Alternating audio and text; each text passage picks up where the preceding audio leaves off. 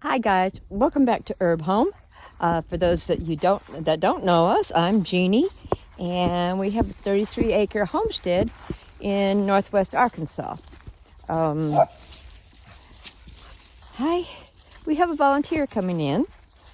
We haven't done volunteers for 3 years, I guess, almost 4 now, and we're having to kind of get set up all over again. We've gone from having 3 platforms for tents and all that, and a nice hot shower, wood burning shower and everything, to having to literally start over again. So what I'm doing right now is I'm headed down onto our camp area, see what needs to be done. Sean sounds like he's going to be a very willing worker, and we're going to be putting one platform back up and getting him set up comfortably for his stay. He's traveling across the country. His journey sounded really interesting when I spoke to him, and seems very willing to help and all. Thought I'd talk a little bit today about hosting volunteers. Got to browsing back through our volunteer book. For legal issues, we have a waiver that we have everybody sign. And one of the things that we do is try and make let's start out. Hosting a volunteer is different for every homestead. You have specific needs, they have things they're interested in, and you have to come to a meeting of the minds. And, on our herby place, I had 14 volunteers going at a time because I had 16 acres of organic herbs. We had a regular crew going. We were teaching daily. I actually had 4 internships set up.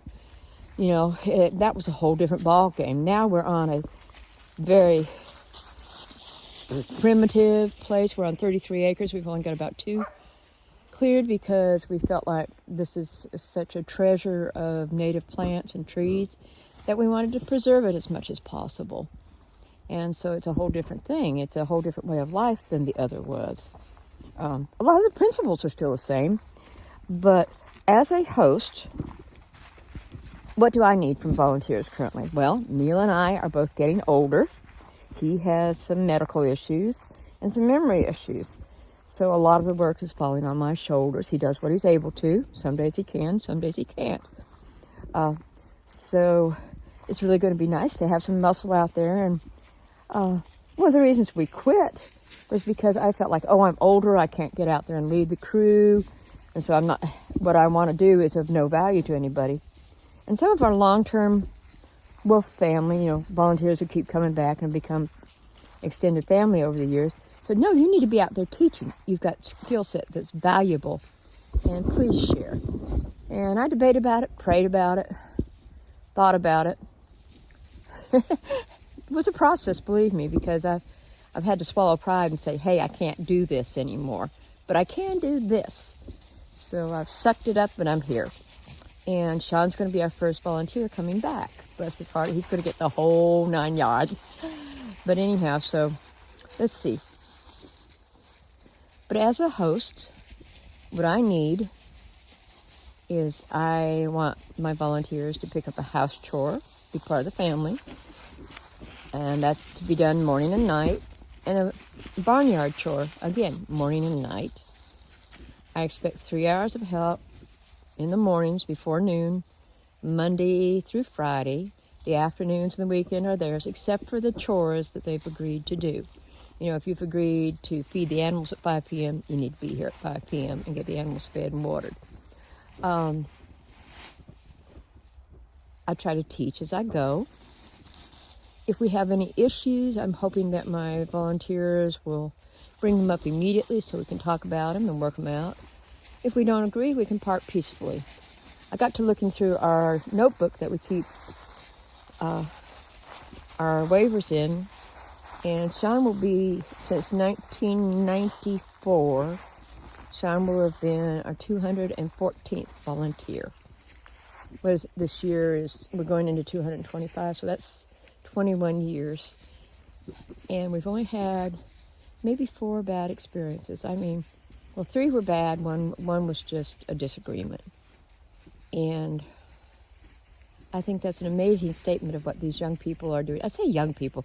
We had a fellow who was in his 90s who came. And I think he and I had the worst disagreement, temporary, but we were building a bunkhouse. We were doing a lot of folks coming through, so we put up a bunkhouse. And I had the jig laid out for the rafters. Because I was a little country woman, he made the assumption that I had no math skills, and he changed the jig, costing me some lumber that would, long boards were expensive back then. They're back as expensive again. But anyhow, this gentleman and I had quite a discussion when I got home. And we talked it out, and we became fast friends. And until he passed a few years ago, we had a really good friendship going on. He came back, I think it was 3 times. So, we just believe in being open and above board. We have specific rules. I come from a background of family alcoholism, and so we ask that there's no alcohol use or illegal drugs. That doesn't mean that I don't make mead once in a while. And occasionally when we have, a large group, after work party, sometimes people sit around and drink. But I will not tolerate any acting out. You'll be gone. That immediately you act out, you're gone. And I'm serious about that. That's important to me. Our home is a haven here. This is a safe haven. You cross the creek, don't bring anything negative with you. If you've got things that are hurting you, I got a good pair of shoulders. I listen pretty good. If you get me, stop talking. But I listen pretty well. And it's important to have those conversations, Politics, they can get interesting. Now, we had a gentleman here from England, and one of the fun things would be see him and Neil start talking politics. And one night, they'd take one side, and then the next night, they'd probably flip views. I mean, it got crazy. And I believe that we could have differing political views and still care about each other. My very best friend and I are completely opposite political views, but I love her, and I would do anything for her. She's my heart. But basically, this is a place of peace. Active discussion, lively discussion sometimes, but it's a place of peace. And, Neil and I will be 30 years in November, and you know what? We've had maybe 4 major arguments, but we make a policy of not going to bed angry, We may snap occasionally, but basically, we don't go to bed angry. And that's about keeping the peace, about living in harmony.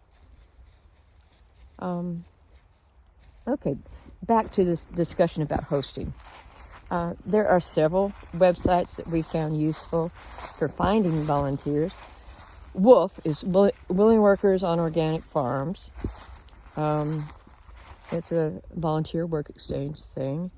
And a lot of them are kids coming through on spring break or traveling across the country who can only stay like a week or 2, and that's okay. As long as, if you say you're coming, let us know if you're going to change your plans. Because, for instance, right now I'm going down to check on the bathhouse and be sure it's clean and neat. Be sure there are linens and a place to sleep, and that if they've got any specialty foods, I try and be sure we've got those. I can't do that a whole lot because we're on a limited budget, but and our place here can be a culture shock, and because we're primitive, we're comfortable and we love it. But I'll tell you a story about one young man we had. He'd come in from New York, and he, was really a city boy, but he wanted to come and learn. So I tend to draw shy people into the kitchen and say, "Here, go to work." So I was cooking, and I gave him a can opener and a can of green beans. I said, "Here, open this for me, please." And, in a minute I heard, "Miss Jeannie, help?" He'd never used a manual can opener before. He'd always had an electric can opener. Do you know how hard it was not to bust up laughing? But he learned, and he stayed with us, I was trying to think, 3 or 4 months, and was an incredible worker once he learned, what needed to get done. And to me, that's what this is all about. This is why we're doing this. One of the reasons we're volunteering is we believe in sharing these skills so they won't be lost. So that, we have an archive of skills that aren't gone. We're really lucky here in Newton County. We have, I think, 2 different homesteading groups that are really focused on fermenting and canning and blacksmithing and just skill saving. And I think that's amazing. I'm not a big social butterfly, so I'm not real active in it, but I applaud them, and they have been wonderful. Oops, Texas two-step there. Let me give you a tour here. This is our campsite. This is where we were originally up there on that flat there with our little trailer. And when we had the income, we moved on up the hill and cleared the spot where the house is now. But we spent 3 years there in a 24-foot trailer and learned a great deal about where the winds are and the water and everything and all that. And this is where we had 3 platforms spaced out pretty good so people had some privacy. And that little building you see there is our bathhouse. There's a composting toilet. And for some time we had a working shower there with wood-heated hot water. The tank needs some repair, so we pulled it back up the house and haven't gotten it done yet. But I'm hoping that we'll get some of those things done. But this is a beautiful flat here. We thought about building here, but there are 7 or 8 native plants here that are at risk. And I talked to Neil, and we kind of decided that no, it's better not to do it here, And I'm glad we didn't. I love where we're at. We've got a tremendous amount of work to do, But, okay, as a host, you're expected to provide food and shelter and teach. And they in return help for X number of hours. Now, some hosts want 8 hours and do not provide food. But that's between between the host and the volunteer. It's all very individual. This is not free workers, okay? This is about sharing skills, at least in my view. Yeah, I can use the muscle. It's going to be great to have a little bit of extra help. But basically, see, let me see if I can show you. We have composting toilet right down here. I'm not getting the right view, but composting toilet. And this was our shower area. I've got to do some repairs on that today. And this is a place we really love being, I don't know if you can hear it, but the creek's running down there. My dogs are over there.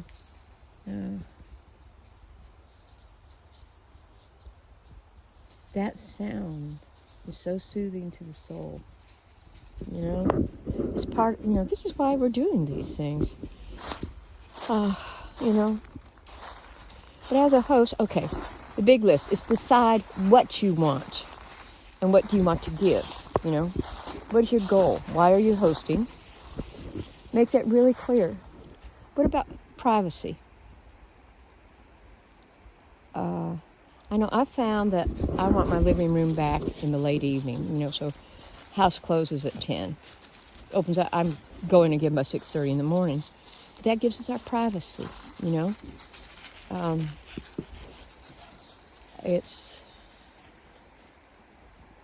And there are moments when I need to retreat, and I'll say, guys, I'm out of it for a little while. I'll talk to you later. We only require 3 hours, but I'll work the heck out of it. And also, if we have an emergency, if we've got livestock out that we've got to hunt for, or if the trees come down that we've got to clear, we'll expect you to jump in. That's honest, But now, what can they expect? Well, we usually will go get them. Sometimes it takes a little bit of finagling. We took 2 or 3 days to figure out, how to get Sean down here from where he was. All right, guys, that's enough. Loki.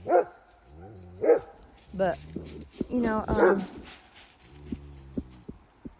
you work with these youngsters. A lot of them are hitching a ride or riding on a bus or coming into an airport. Our best airport is about 80 miles away.